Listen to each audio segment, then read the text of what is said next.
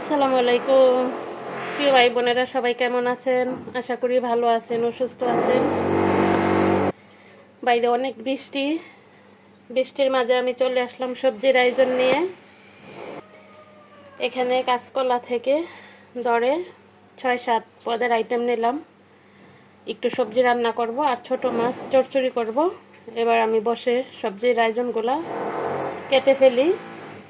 এই পর্যন্ত আপনারা পাশেই থাকুন। অবশেষে সবজির আয়োজন সব কাইটা কুইটা ধুইয়া রেডি করে রান্না করতে চলে আসলাম।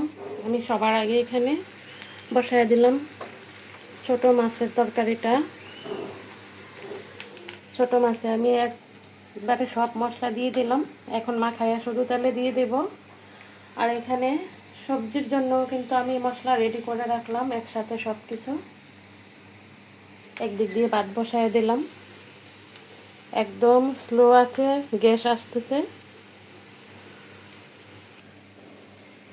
আমি এখন ভালো করে মশলাটা মাছে মাখায় নিই। সাথে দিয়ে দিলাম একটা টমেটো।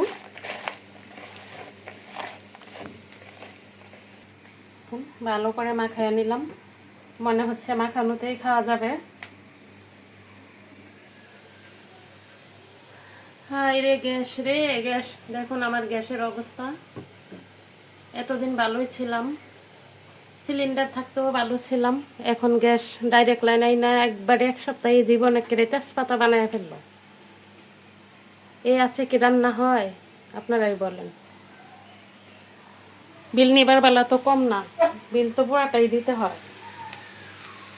কখন দিলাম পেঁয়াজটা, পেঁয়াজই হইতেছে না। এত কম আছে, রান্না করলে রান্নাও ভালো লাগে না।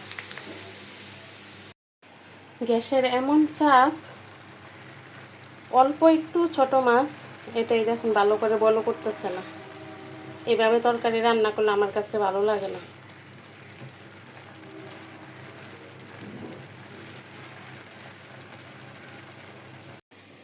ছোট মাছটা হয়ে গেছে, এখন আমি সবজিটা বসানোর চিন্তা করতেছি। আগুন একবারেই বাড়তেছে না, তাও বসাইতেছি, কারণ অনেক টাইম হয়ে গেছে, দুপুরের খাবারের সময় চলে যেতেছে। মশলাটা আস্তে কষানো থাকি। মশলা কষানো হইতে হইতে দেখি আর একটু বাড়ে কিনা।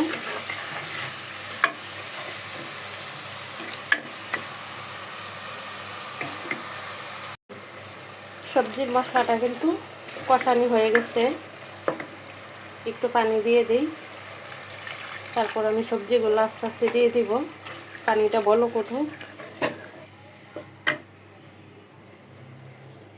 আস্তে আস্তে সবজিগুলো দিই। কি করব, কপাল খারাপ হইলে যা হয়।